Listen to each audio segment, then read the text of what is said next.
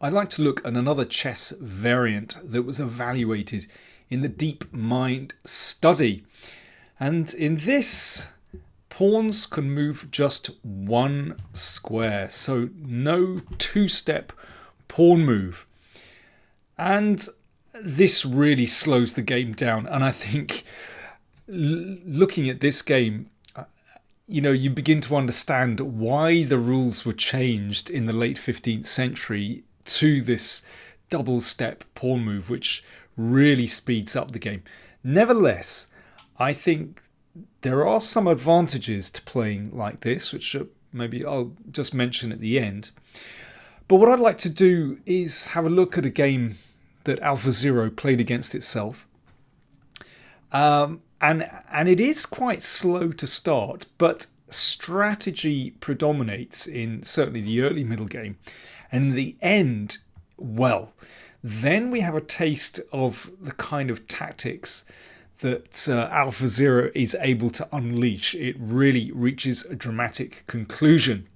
So here we go. AlphaZero against AlphaZero in one square, well, pawns one square chess. So d3, knight f6, and knight d2. Okay, unusual already.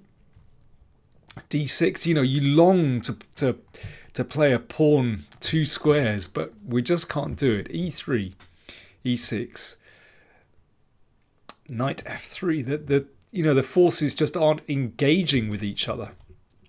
h3, well, yeah, I don't like these little pawn moves at the side of the board, but clearly time is not of the essence, and you can get away with playing these kind of little moves at the side of the board. c3, and now c4. Oh, white really going for it now.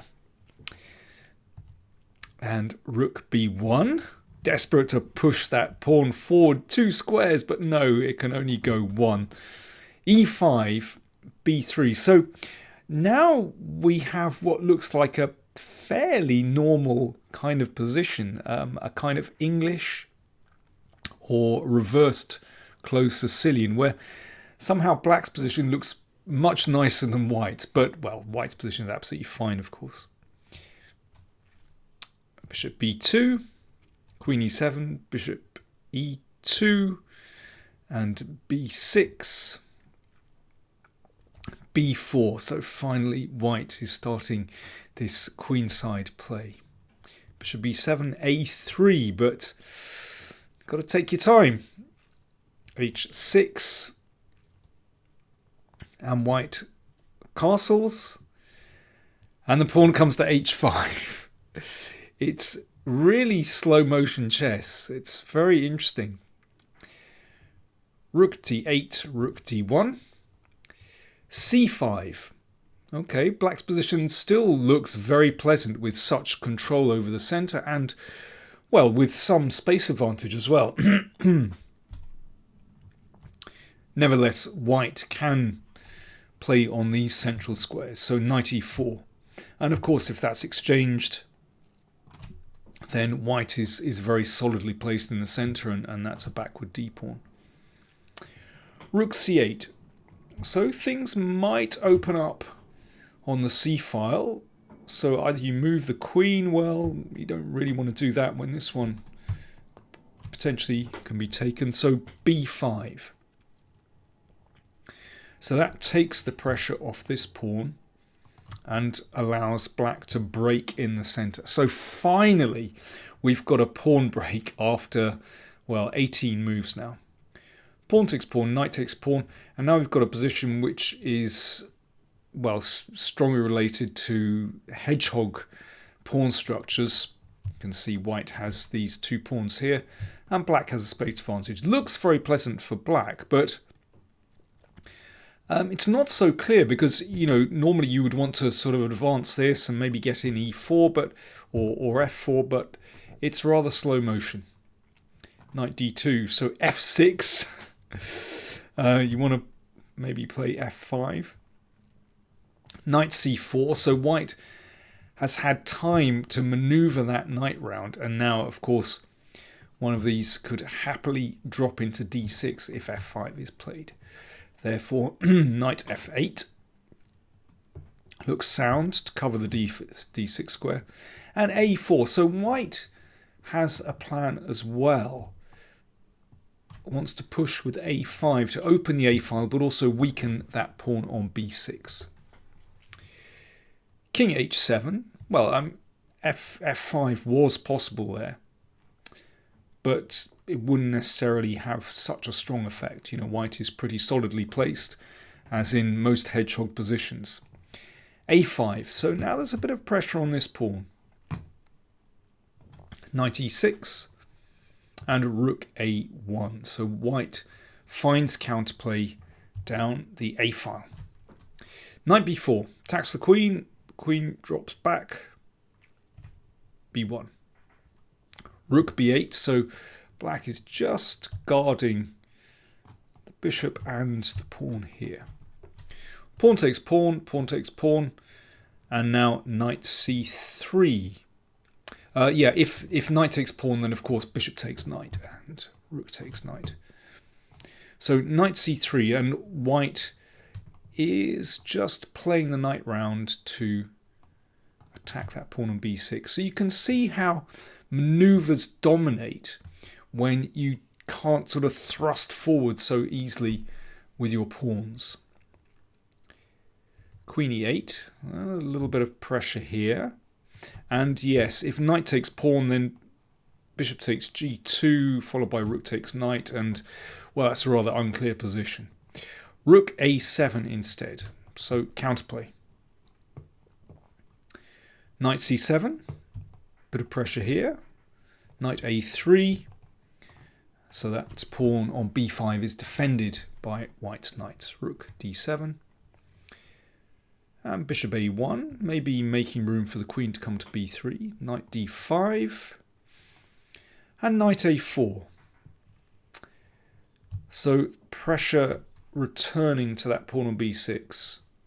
But things are starting to brew. We're reaching a very interesting phase of the game. Knight e6 after all this manoeuvring. Here it's possible to play knight c4, but AlphaZero spies that it can win material with this move e4. So when the knight moves, then the knight will capture on b6. But playing e4 means that these squares are weakened on d4 and f4. And particularly with a knight on d5 and knight on e6, that is a very risky move, e4.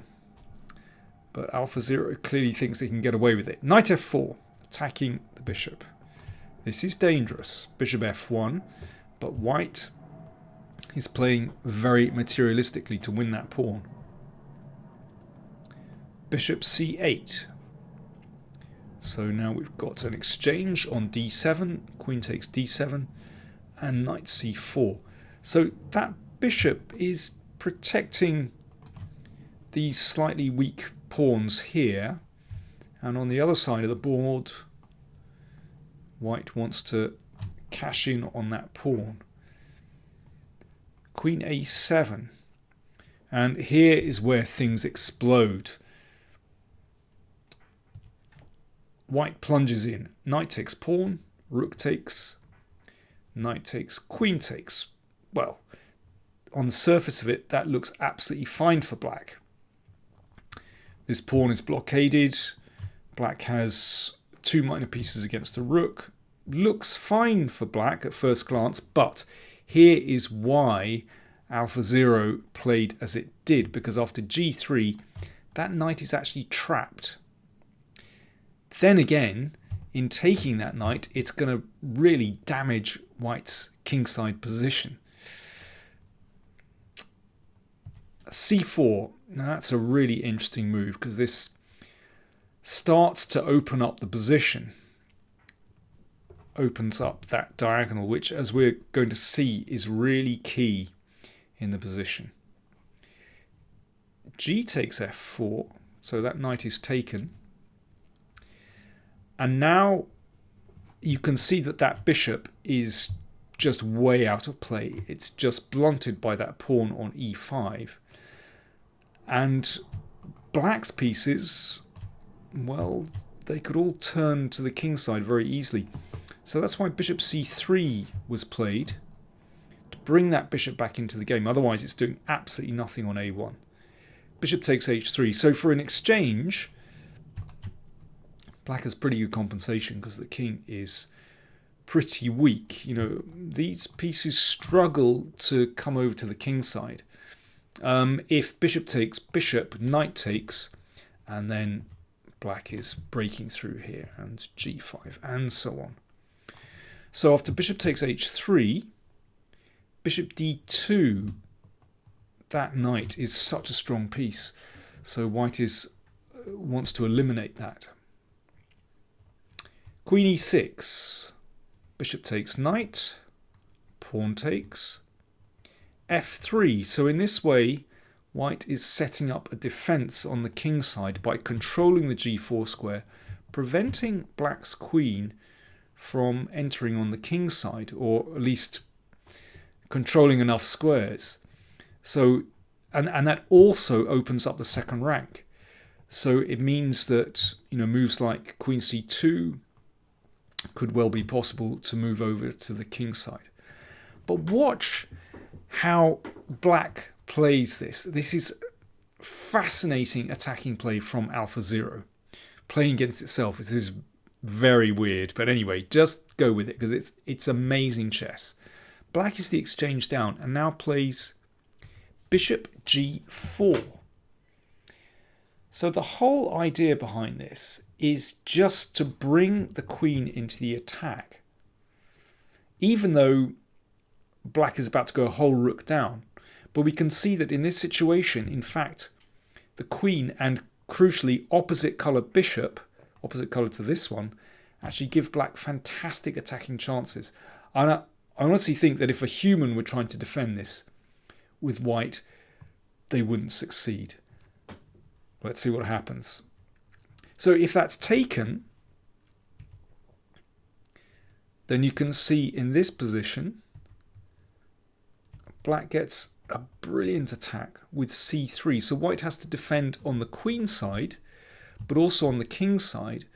And there is potential for that bishop to enter the game as well. Maybe round here, sometimes through here as well. So for example, queen c2, let's just have a look at this. f3, that's a beautiful move. So it covers the g2 square and potentially allows that bishop to enter the game as well. So for example, here, here. In fact, in this case, the queen and f-pawn can do it all on its own. Threatening this one, and that's actually game over.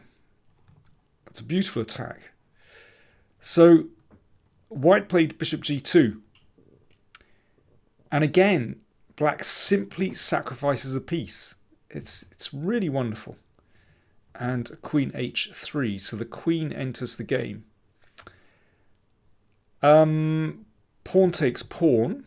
So, well, white simply decides to give up that bishop.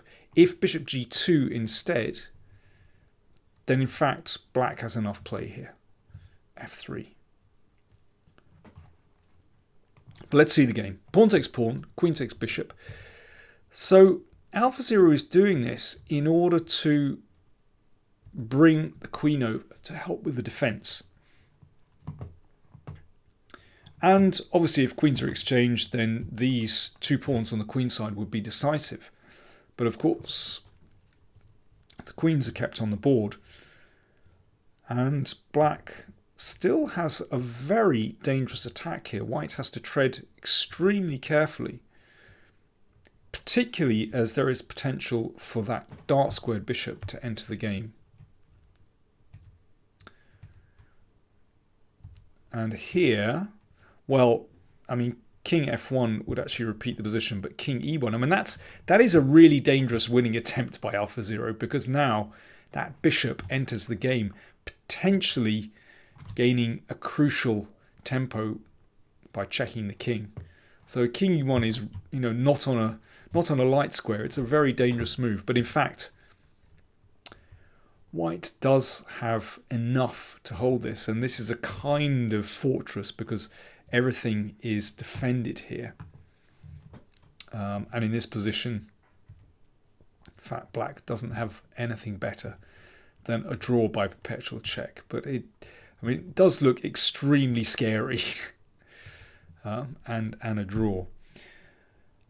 So I think a very interesting game, a very strategic game early on, and then we saw a wonderful and creative attack from AlphaZero at the end. But here is Vladimir Kramnik's summary of pawn one square chess. He says, pawn one square chess variant may appeal to players who enjoy slower strategic play, as well as a training tool for understanding pawn structures. Now, I think that's a very good point, actually, because you really have to think, where do my pawns best belong? Is that chain strong? Should I set up a chain or leave it? So that's interesting. He says the reduced pawn mobility makes it harder to launch fast attacks, making the game overall less decisive. Yeah, so I mean, it solves certain problems, pawn one square chess. For example, opening theory, modern opening theory doesn't really exist. But it is quite a slow game, and I think we can understand why at the end of the Middle Ages in Europe, the rules were changed to allow the pawns to step 2 squares forward. Anyway, still, I found it very, very interesting. Thanks for watching.